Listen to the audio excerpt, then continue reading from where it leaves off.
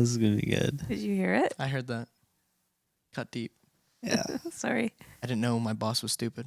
It's not nice to say that about Joel. Especially when he's right in the room. You say it behind my back.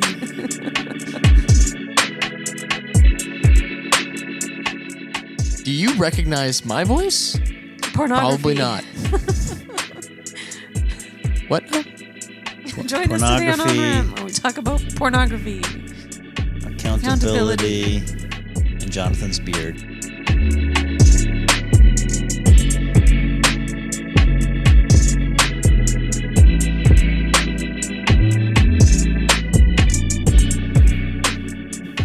Save that for offbeat. Oh, man. Well, episode 10 of ONRAMP. We're talking about accountability. We're building off of our last episode where we talked about the making of a leader. So you're joining us today. We're going to talk about what is accountability, maybe what isn't accountability, where does accountability is healthy and where accountability is not healthy. So We have Jonathan joining us. Guess- Or Greg is in disguise. yes. I dyed my hair So and grew a real beard.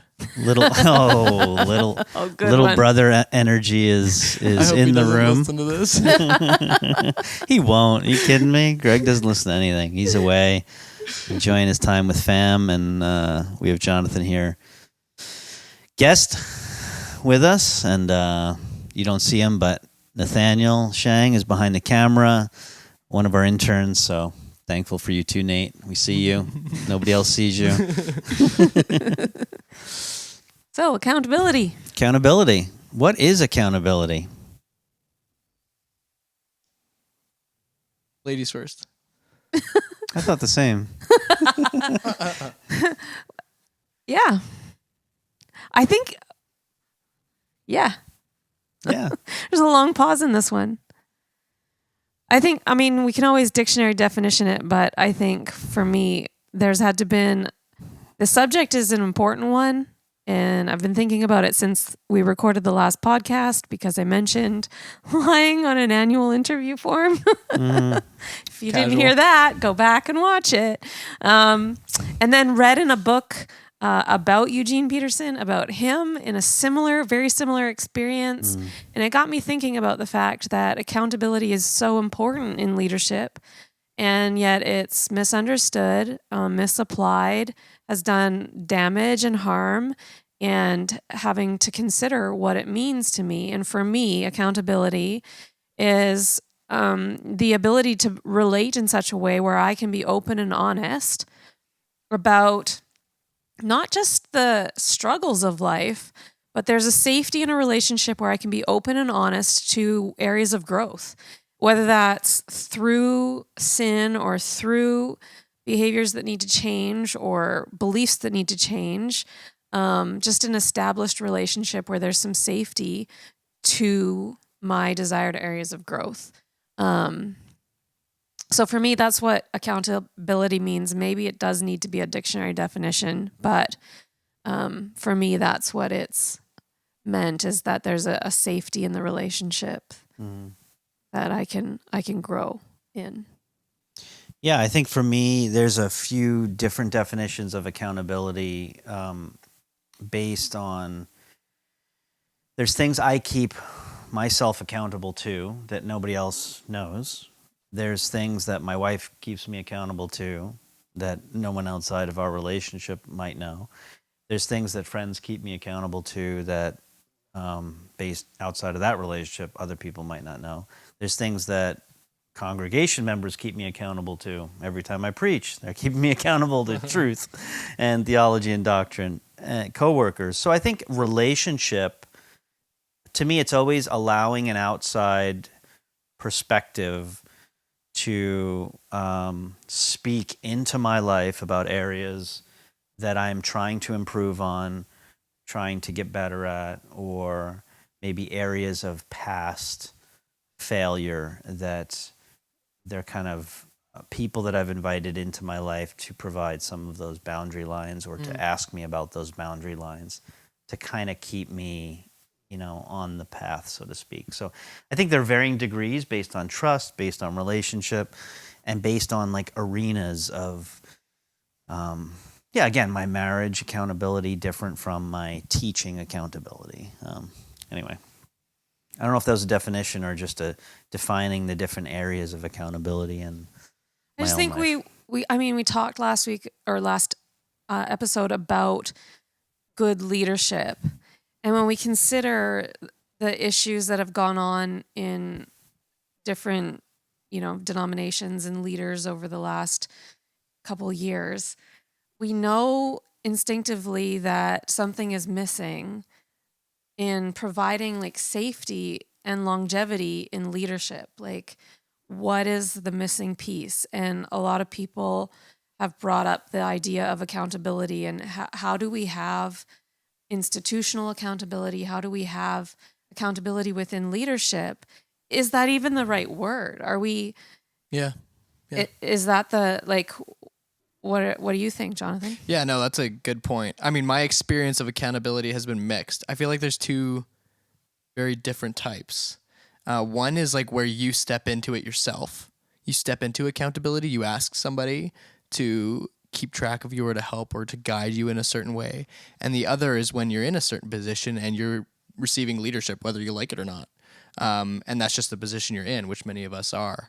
And in that case, I feel like there's definitely the unsafe and the safe areas of accountability, of which both I've experienced.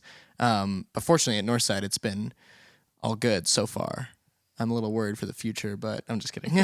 But no, I think, yeah, accountability, it has to be like a two-way conversation. I think that's something that's super important. It can't just be somebody harping on you, right, for where you've gone off course, because that just makes it terrible, man. You just walk out and you feel terrible.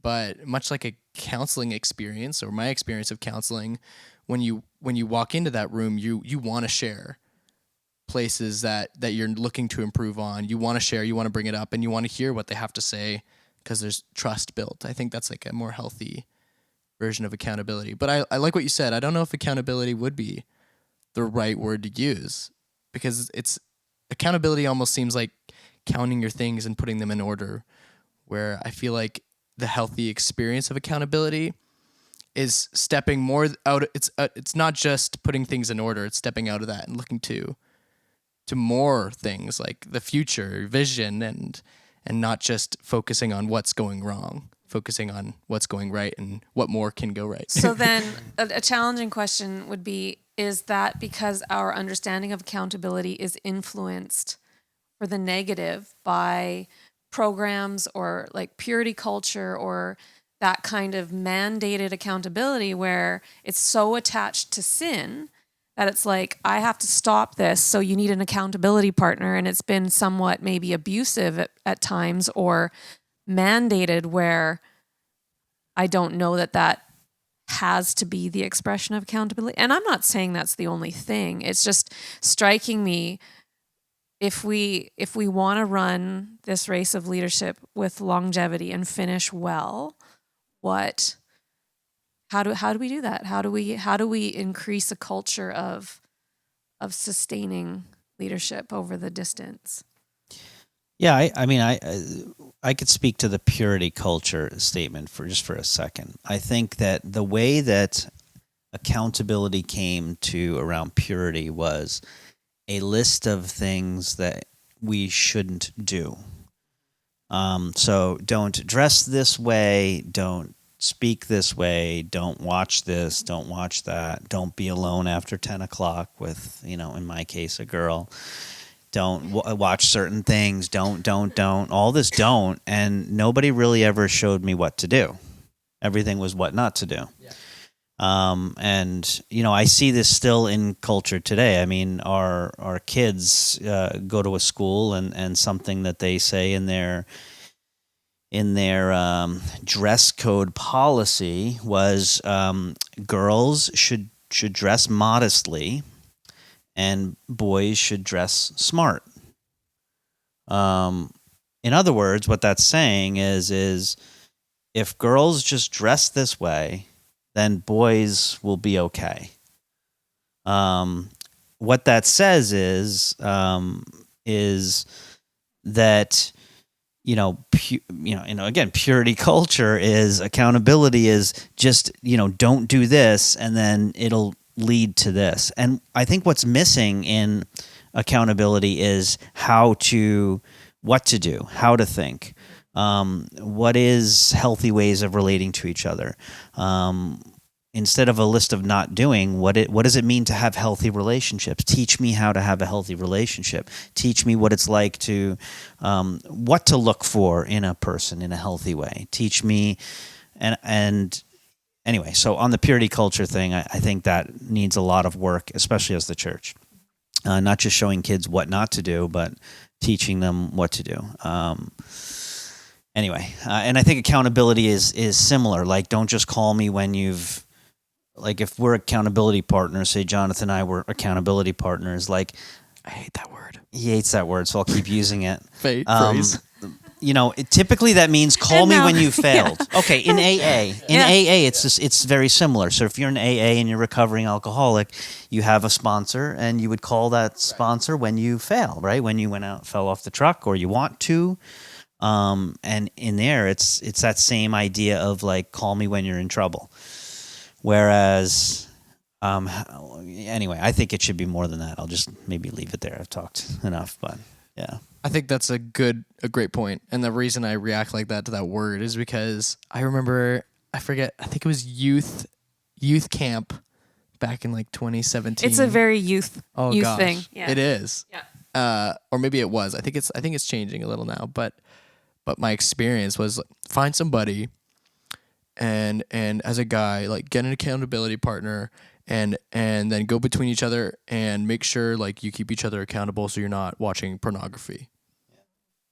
But like you said, there's literally no instruction. So okay, you grab an accountability partner, and this happened with me, and let's say they came to me and were like, yeah, Jonathan, like, I did it, I watched porn.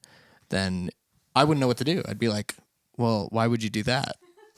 And then they'd be like, you did the same thing. I was like, well, I don't know why I did that. Like, there was no step to take, like you said, Joel. Yeah. And that word, I forget, I read a book. It was either Good and Angry, or it was another book. But it referred to accountability, and kind of, there's like 3 types. I forget exactly what 3 types, but one of them was that shame type of accountability, which is unhealthy, where it's simply just to point out your failures, and there's no progress forward. And there's so many people who are probably discouraged in their battle against addiction, pornography, whatever it is, because of accountability and how they've seen it fail in their lives, which brings them further away from words like that, which makes them more scared to step even into mentoring relationships where it could be a healthy thing, and it degrades that. So there is sensitivity around that word for sure, especially in my generation. I think because we've made so much of accountability around shame and guilt, I don't even think we can lead somebody in a what to do type situation. I'll give you an example. If you're walking down the hallway and you see, like, a gash in the wall. So, for instance, through the paint in the wall, you see this gash. Did you put a chair there? Inside joke. Chairs through walls. Yeah. That's hilarious. You should put a picture. I could find one. Yeah. I have one. That's amazing. So we won't need to say anything more. No. Just show the picture. That's it. You show the picture. So all 3 of us here could see that hole in the wall. All 3 of us would say, there's a hole in the wall. It's obvious there's a hole in the wall. That's easy to see. How many of us could fix it? Right. I don't know if any of us. Maybe me. I didn't So want what to Joel is assume. saying, he is the perfect leader. Yeah. So what I'm saying is I fix holes. No. Jonathan could take a really fine picture of it. Yeah. I could bring you coffee and lunch while you fix the wall. That's how it works. And maybe that's just it, is that, like, there has to be there is these multiple layers of accountability in terms of, we can all see there's a problem. So it's very easy to point that out, but that's kind of the shame guilt. I can point out that you have a problem. How do I help you build a healthy mindset around that issue in your life so that it doesn't happen again? That's work. That's like long-term Ugh. And I don't know that we've ever really done that. And so we just keep pointing out there's a hole in the wall. Yep. I think part of it, I can't help but think that if Greg was here, this would be the perfect opportunity to talk about wellness. Yes. Wellness. Right, Greg? Because I think that if I look at my own life in leadership, the seasons that I've demonstrated the most health and growth is when I'm regularly invested in some kind of personal development, counseling, very specific emotionally healthy spirituality or discipleship, different inner healing seasons where it's like a specific book or course or mentoring season. Those times and that accountability to show up at the same place each week or every other week or each month in those relationships where I've either chosen, I've always had the choice in those matters. Like I've chosen to go to counseling. I've chosen to be part of this mentoring relationship. I've chosen to do this Bible study or group study. Those times have proven the most beneficial for leadership, relationships, all the areas when I'm working on my own health, my own emotional health, mental health, spiritual health in that regard. So I can't help but wonder if Greg's like, you guys got it. It's all to do with. And I think part of the reason accountability partners and that kind of thing has failed in the past is because the people aren't equipped to say, all right, you don't want to do that, but I am not a counselor. Well, I could actually help you in that regard. But for a lot of years, I would sit across. Flex. Yeah, I know. But when I was when I was a youth pastor, I thought about it over and over again. I'm like, I would sit across the table from youth all the time as a young person, barely older than them, and they would say, "I want to stop this," and I'm like, "Well, then stop it." Like, I don't know how to help you, and feeling instinctively bad that I couldn't help. I don't know what to do. And then when I did the counseling program and understood psychology, understood patterns of behavior better, it gets easier to help. But you can't help everyone. So it's very, I don't know. It's just a really interesting topic to me. I'm like, Yeah, and if I could add something from personal experience, when I approached my counselor with issues regarding like lust and stuff like that, the first thing he said was that this isn't about correcting bad behavior. This is about finding victory in Jesus. Really was the cure, so to speak. And having that mindset has helped me break down this inner shame and guilt that I have towards this topic and change it into actually finding victory in the process of accountability and not walking away feeling weighed down, but walking away feeling equipped, like you said. So I think that's a huge part of the process for sure. And I'd be curious to ask you guys, since you're leading a team here at Northside or even congregation, you guys have many mentoring relationships, I'm sure. What have you guys learned over the years and that's transformed your thought of healthy accountability? Because my experience of accountability with you guys has been great. But what has been like stepping stones in that development? Maybe things that you heard from a mentor, things that you read in a book, things that you heard from God that helped you in that journey or that transformed how you mentored and helped and did accountability with people? I mean, I can comment a little bit on the overall way that I approach accountability is that every person I sit down with, I see as somebody who's developing. And if there's somebody who is developing, then for me, see, accountability is like everybody's at 0. They do something wrong and they go to -1, -2, -3. And a lot of accountability has been set up, just get back to 0. Just get back to 0. Just get back to 0. So I've done this. Okay, we pray through it. You're forgiven. Okay, try not to do it by next week. They come back. They're dropping below. But they're really only ever trying to get back to like even, right? 0. for me now, when I sit down with people, they're developing, and I try to see them through God's eyes. I also try to see them through, like, what has God called them to in the future, like way beyond zero. Like I love that. you come to me and I'm like, okay, Jonathan, I see you as a 10. How do we get you there from wherever you're at? Thank you. I know I look pretty good, but Yeah. didn't know I was a 10. Sorry. It's out of 100, but anyway. So it's, Oh, okay. That's different. so Who woke up and chose violence? Jeez. That's usually me. So the point is, I think, versus maybe changing the word, I don't know, for me, from development. So I've had somebody come to me and they were like, I'm going through this, I'm smoking weed, making out with all these girls in high school. This literally happened a few years ago. And he said, I'm struggling. I'm like, why don't you start a Bible study? And he was like, whoa, no, like, I got all the stuff to work through. And I was like, well, why don't you start a Bible study? Like, forget about getting back to zero. How about we just place you at a 10? Started a Bible study. His whole life is transformed. Now, I'm not saying that was always the best advice in every situation, but it's like, call out of people their potential and their development. Yeah. And I think the issues that they're struggling with naturally fall off as they see more of themselves and of their life. And anyway. Yeah, I think that whole journey process is important. And I think for myself, I noticed organizationally, I've been in this organization for a long time, not Northside, but in general. And there was this annual point of checking in and checking on. And it, for me, from the very beginning, I realized I needed to choose a better way for myself. If I was going to do this long term, I wanted to check in with people more regularly because it just annually did not work.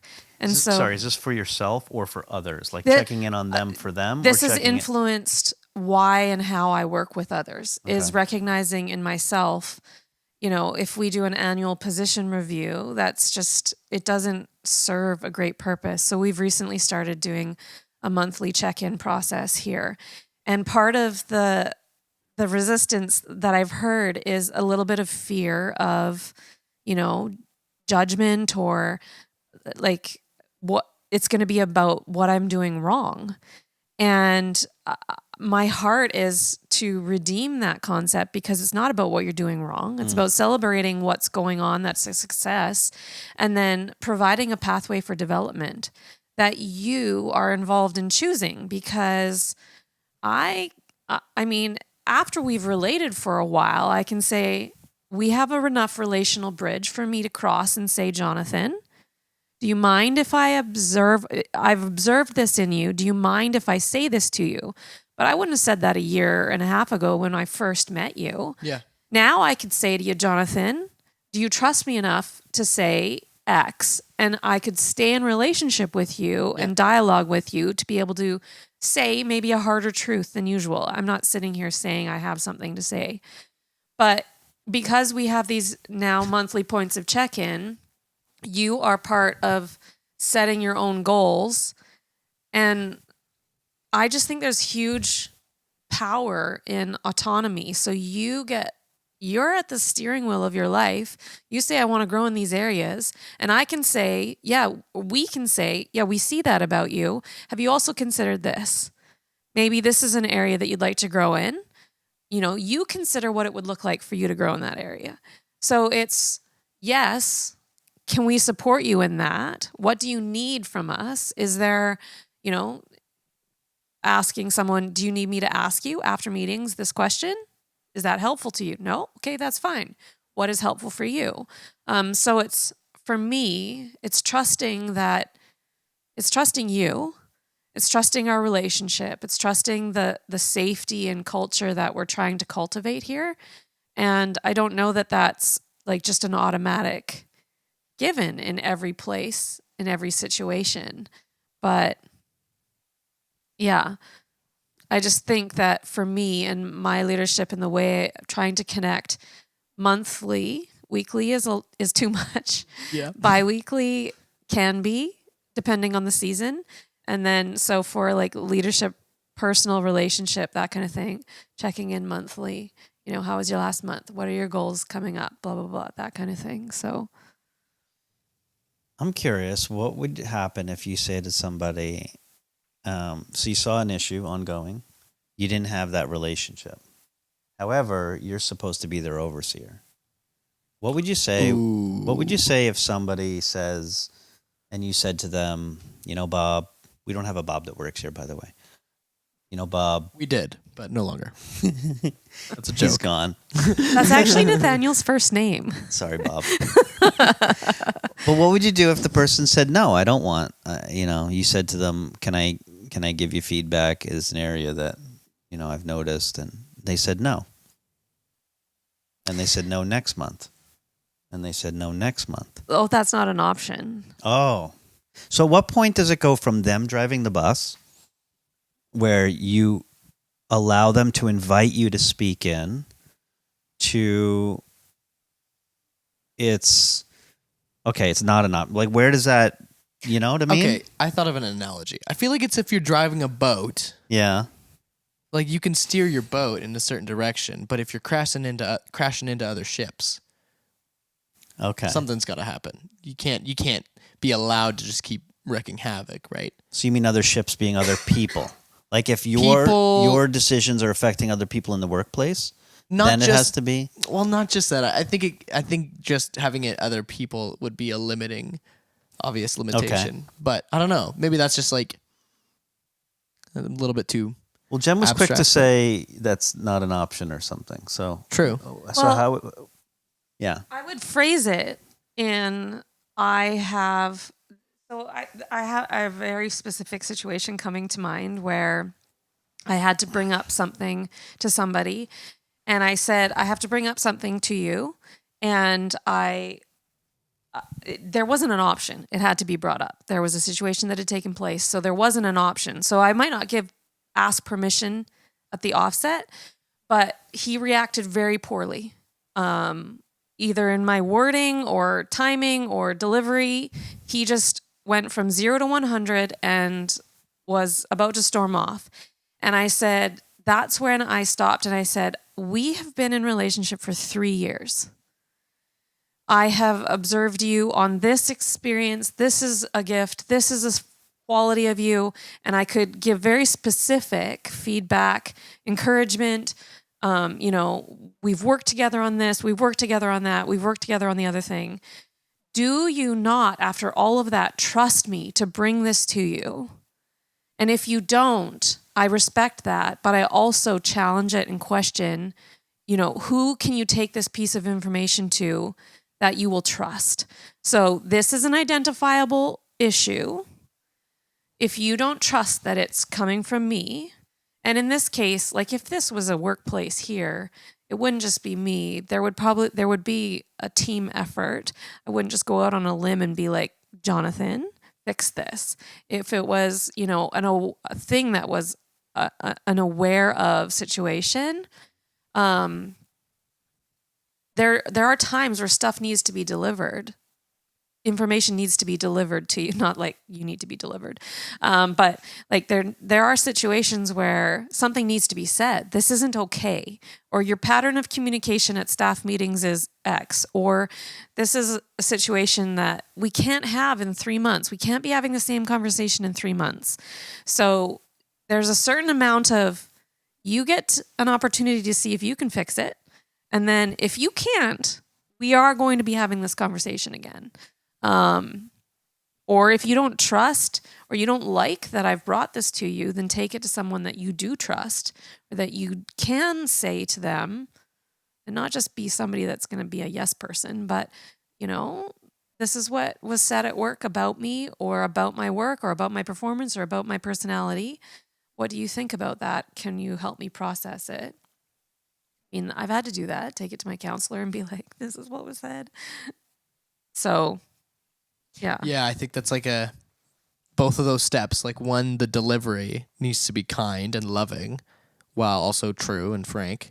But then when you receive it, you have to be able to like go to somebody and process it in a way that's healthy.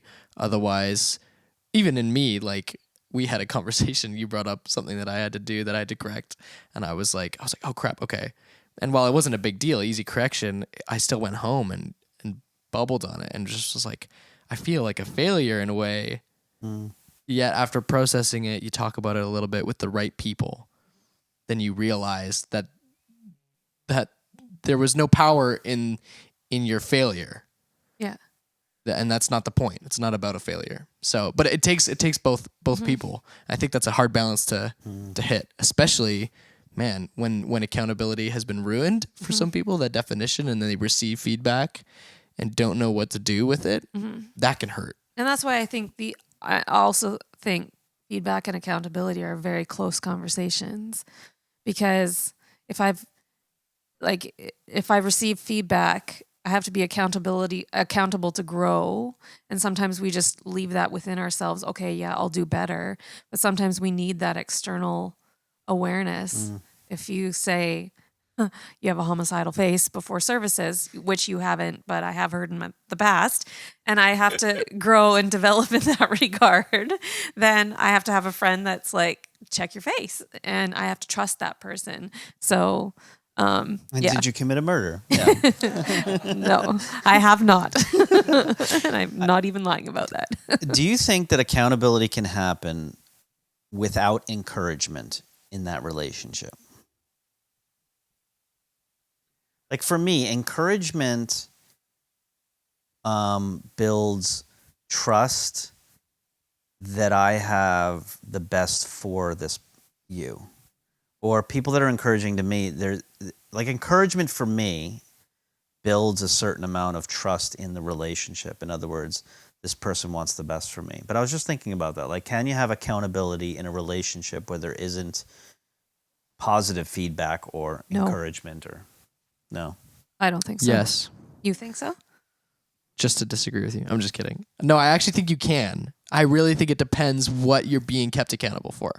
Because if it's something that's more quantitative, then I think if it's just tracking your record in that sense and keeping that on track, I think that's different than when it's more qualitative or about your character. Then I think it becomes more intimate, and that's where trust needs to be built. So if we return to this concept of leadership or being involved with church ministry, that kind of thing, does that change your answer? Can accountability in the leadership process, being that it's much more qualitative, much more of an art form than a science? In that context, definitely. Like, there's no way I could do accountability with you guys if I didn't have trust. And I think that comes from encouragement. I also think it also comes from the ability for me, if you're only ever saying good things about me, I have a hard time. I have a really hard time with that, because I don't know that I trust you to say the harder things. So what do you mean? Can you explain that? Yeah. If you're always like, that's a great sermon, you're great, that's great, fantastic, excellent. If I then come to you and say, Joel, a couple months ago, well, quite a while ago now, did a leadership review for one of the courses that he was in, and we were filling in surveys about different dynamics of leadership. And if I can't trust that you would give me a 1 or a 2 instead of a 4 or a 5, it's really hard for me to trust you in an accountable relationship. If you can't say, no, you really are bad at listening, or you really are good at listening, if you really are bad at whatever, communicating when you're tired, which I am really bad at. If I can't trust that you're going to say the hard things, it's really hard for me to be in an accountable relationship if you're just going to always be encouraging. But encouraging, I feel like you're perfectly encouragement great is needed. communicator when you're tired. No. You're just a perfect person, honestly. Shut up, Jonathan. I don't trust you. Nice shirt, by the way. That shirt choice?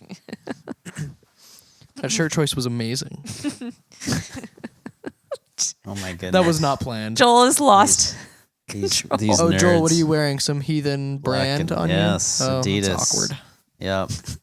No, but I would agree. Sorry Yeah. to interrupt. If there is an encouragement, Yeah.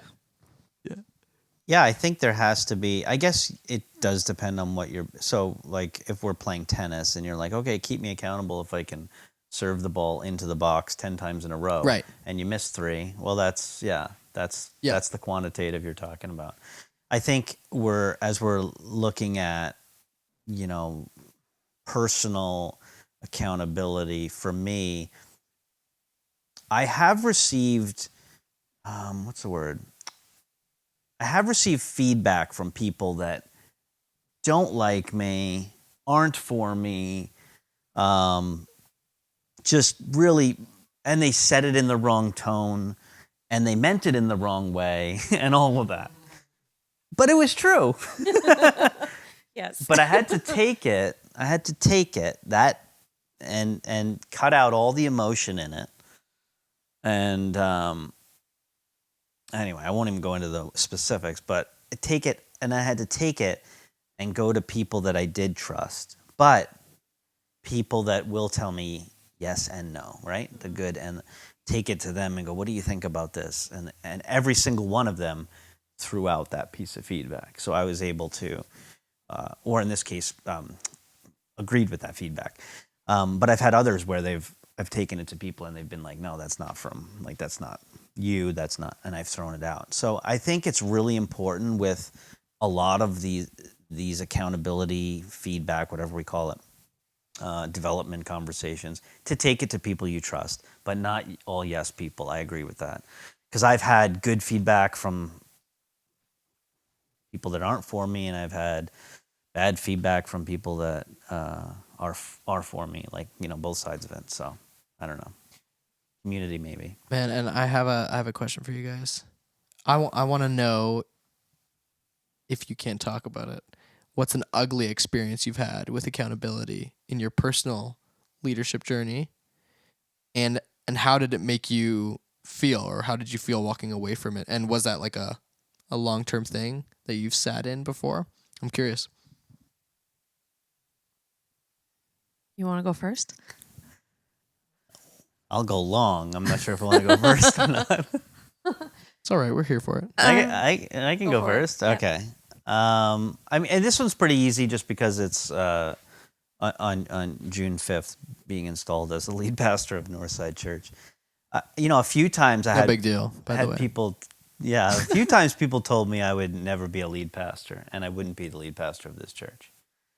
So I carried that, or doubted. People doubted. And so, that's one that you have to live with. Now, I had, in the same season, in that same time, honestly, hundreds of people that felt the opposite. So, and this is a very specific kind of thing, right? So you have to live with this tension of, you don't know. You really don't know, like, what part to keep and what part. So you actually carry a few of those that say you'll never be, and a lot of those that say you will be, and you just carry it for years. And you have to just continue to do what you do, and in light of that. But, those were really hard ones that, and I don't think that's necessarily well, it was accountability, because it was always feedback on the way you spoke or the way you lead or the way. So it was accountability and feedback in that way. But what I didn't like was, like, it wasn't specific, which accountability should be. Like, for instance, your message on marriage, this was off or that was off. And that should have been a red flag. Like, when it's not specific, it's kind of a red flag. Like, it's not something I can immediately improve on. It's not something I can quickly change. It's more of a who you are type statements. Those are dangerous, like accountability statements around the kind of who you are. But yeah, that was hard, because you really don't know until, well, now I know that, this group of people was wrong. But yeah, those had to carry for years. It's almost like in a season of being accountable to the walk, the call, the job in a in a voice of, uncertainty or knowing whether or not to keep going in that regard. But I think for me, a very specific season of accountability that went awry, kind of similar to your youth mentality. I think that for a lot of people, that idea of an accountability partner is the only idea that is had. So if there's an unhealthy coping strategy or unhealthy behavior or identified as, anything that's like, stop doing that, get an accountability partner and you'll be fine. Well, there was, in my early years of ministry, identifying some issues around food that needed to stop. They were just unhealthy. It was just a very unhealthy pattern that was taking root. And for me personally. Okay. Yeah. Thank you. So this is my experience. And so I talked to another pastor about it because I was very young in ministry. Talked to another pastor about it, and they said, you need an accountability partner. You have to stop doing that. You have to stop doing that. You need an accountability partner.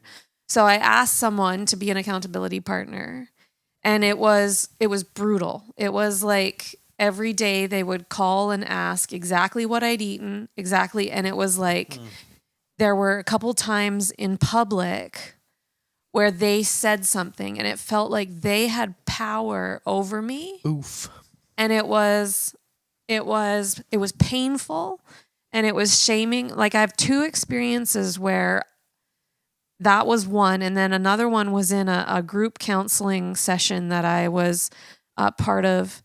And one of the people, that was like a group accountability where we had to identify something we wanted to grow in over the course of a semester. And one of the people in that experience outed me in front of like the class.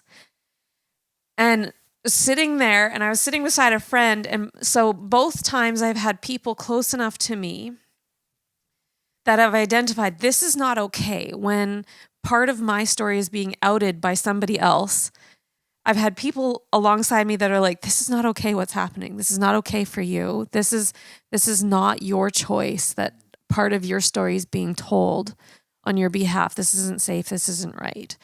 And that really soured for a lot of years my experience with accountability, to the point where even currently, when I'm wanting to move out of this unhealthy thought pattern or identifying that is a lie that I've thought and believed about myself for years, but to get out of it is going to take a little bit more effort than I on my own can do. Even now, I'm like, there is nobody I am inviting into this process, which is why it's such a curious topic for me, because there's still this like hesitance at times to be open, to be seen, to be vulnerable, to include people, which I know now there's much safer. I can do things in a more safe way for myself, but accountability has been very painful. And both of those times I've felt like part of me was outed that wasn't my permission, and it wasn't safe. It wasn't okay. Do you have accountability currently in your life for your biggest issues? That's a great question. Jonathan? No, go ahead. Go ahead, Jen. Joel? Go ahead, Pastor Jen. I think I don't know that I do.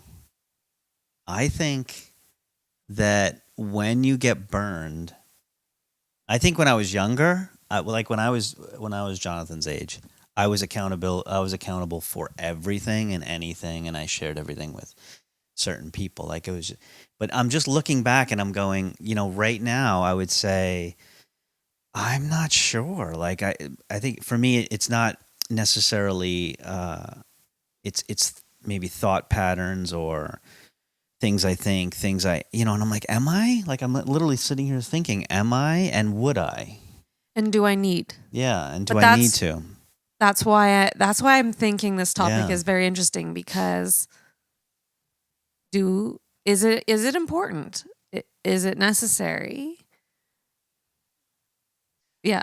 I love where the conversation just went. And I think that reminds me of something in my life where, in a similar experience, like being accountable with a lot of people, man, that does give them power. Mm-hmm. And even vice versa, like I can say somebody I know closely that they wanted me to keep them accountable in the issue of pornography, and it did give me a power over them. And they would kind of turn their head down and look their eyes away. But man, even I felt wrong with that power. It wasn't in the right hands. And I think even sometimes it can be kids with their parents, where they feel like they have to be accountable to their parents for these things. It could be anything. It could be school. It could be grades. It could be so many different things. Yet that you have to be so careful the people that you choose to be accountable with, because if you ruin it for yourself, almost, it's going to be hard to do it again. And I know that having a counselor, wellness, Yeah. is key, man. To be able to go to somebody, and not all counselors are safe, but having a counselor that is safe, somebody you trust, somebody that you can bring anything up with, and maybe they're not the only person accountable for that area of your life, but I think that's important. Joel, I think you need counseling, Joel. Oh yeah, I definitely need counseling. I think as well, you accountability has to be more focused on positive, like, reinforcement or Yeah, that's why success. I think the word just sucks. It's because the word is basically, I assume it's all built around failure. I assume you're going to fail, and when you do, call me. Right. I'm I not don't going to call know you what to do. I don't call you the other 6 days when you've succeeded and you Right. haven't watched porn or whatever, right? Food or, whatever, right? Like, it's Yeah. I wonder if anybody has a good impression of that word. Like, Yeah. really, I feel like even So what's people the word? reading the good question. Good what's the question. new What's- word that what's we're the- creating in this? Smart goals. Which, I mean, in that sense, like, is it a culture you create? Like, I know in this season, I've been meeting with one woman each week, and it's afforded an accountability that I didn't see happening. I didn't know that was going to be a benefit of it. But me being accountable to coming to a place each week and answering questions about myself and having to think about things and pray about things has been something that I haven't had for years. And it's benefited who I am, how I lead, and what I'm doing.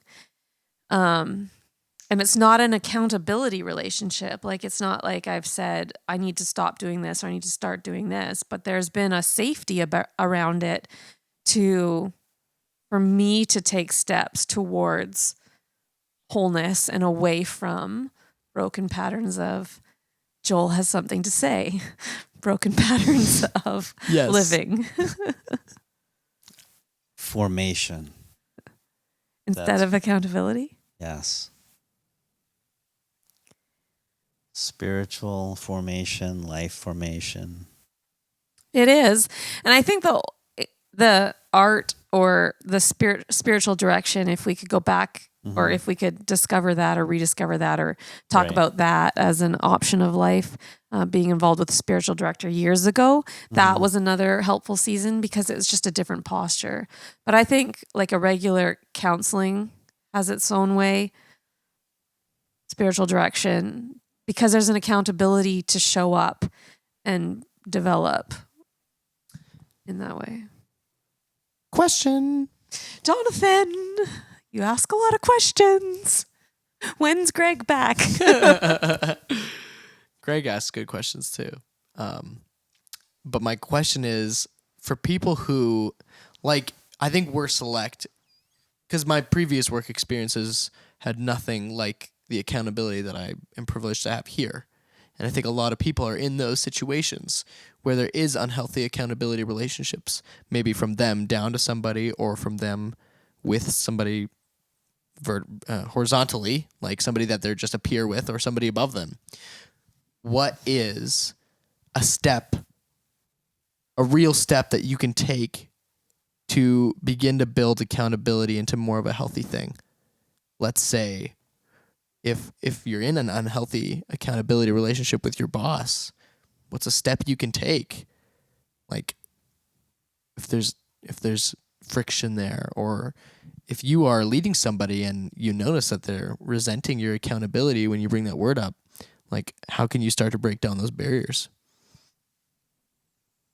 I think the really tough one is when your boss has the accountability and it's in an unhealthy way. And I've experienced that in the past, but like, what do you do about that aside from distance yourself from that person, you know? Well, I think I want to be clear too. I think like me being uncomfortable with the way that my boss is treating me, it could be his issue or her issue. It could be my issue. I could be somebody who is not mature in particular areas where I can receive any kind of feedback. And what I might be determining as like oppressive accountability might be just somebody for the first time in my life telling me to be responsible. That's true. Yeah. But if my boss is somebody who I can't change my boss, you can't ever change another person. You can't necessarily change the environment you're in. So you can either leave the environment or you can find someone else outside of that environment to process with. And because again, if you're working at A&W, you're not going to have a trust relationship with your manager, you know, and they're going to be telling you all kinds of things that could be right, wrong, or otherwise. I think you have to find for me, it's a small group of people that are generally for me in my development that I'm discussing these particular concerns or issues with, that can help me see what is truth, what is not. What do I keep? What do I throw out? Where do I need to change? Where does this person just happens to be a complete jerk? And I've had all that. I've had bosses that were just wretched to work for in construction, and I've had but I was never going to change them. But in some ways I changed myself, and as I processed with other people what this particular boss was saying to me, and they helped me kind of take certain things seriously and other things not seriously at all. Right. And I was able to just kind of almost not even receive what the person was saying anymore because it was so ridiculous and irrational. Anyway, so yeah, what can you do? Find out if there's anything you need to change about yourself, because you might just be receiving everything wrong. Process with a small group of people, I think. Do life with a small group of people that are for you, that you trust. So I think things like life groups or small groups of friends. Anyway. Yeah, I would agree with I was just like, we're circling back to the priority of community. Having a grid that you can run feedback through. We've said a lot of the same things over the last two, and some of the conversations around here about feedback, having people that you trust to talk to about things that are said, but even committing to grow in a small group of people, and recommitting. I have had a couple times in my life where I've looked around and realized, just on autopilot with whether it's sisters or friends or small groups, whatever it would be, we're just on autopilot. When was the last time we actually like checked in, did like, this is what's going on in my life. These are the big issues. These are some of the SMART goals that I have for myself. And as much as we like hoo like New Year's resolutions or that kind of stuff, the posture of wanting to grow or wanting to, employ health to my life, or I want to eat less meat. I don't eat any, but whatever it would be. Just encouraging and increasing those kind of connections in relationship, and being willing to have conversations that are like, who are you open with? Who sees your life?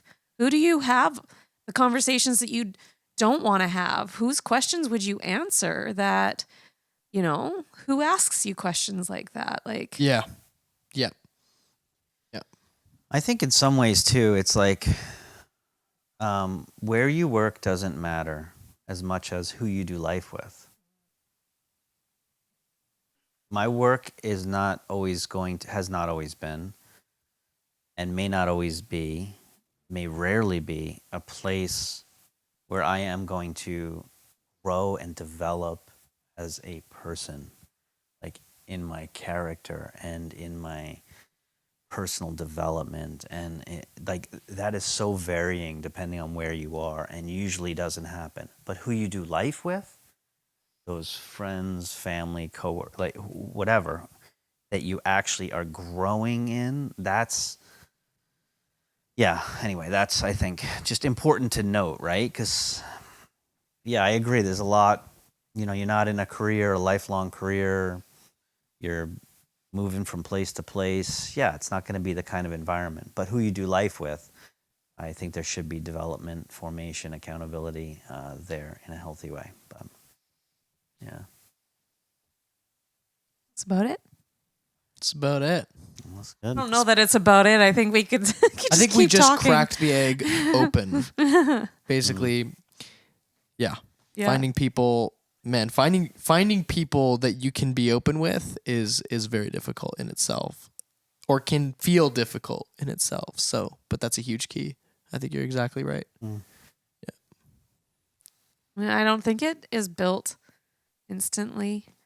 We build those relationships over time, and they might not be forever relationships, but just looking around at the people, asking a question beyond where you're usually comfortable.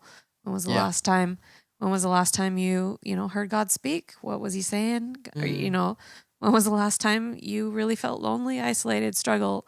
Like what's the biggest struggle in your life right now? I don't know, just taking one step. Maybe that's a challenge for us. I like that. Yeah.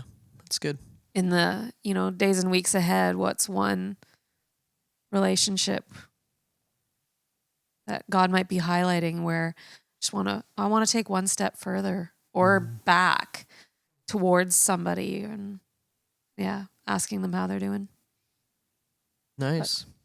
But, And for those out there that are listening, watching, and you've been hurt by accountability, you've risked, you've opened yourself up to people, you've gone down this road and it hasn't worked out for you, and you've been hesitant. I want to encourage you that I encourage you to, risk again in community. Like, continue to pursue that. It's the better way. Even though you've been hurt, I want to encourage you to find your way back. Maybe seek some healing. Yeah, seek some healing. Pastoral care, counseling, that kind of thing. Yeah, pastoral counseling at Northside or somewhere else. Inner healing, we do sessions of inner healing with people as well at Northside or somewhere else. Clinical counselors are amazing. Wholeness, wellness, life group. We're here. Contact us if you want, or your local church.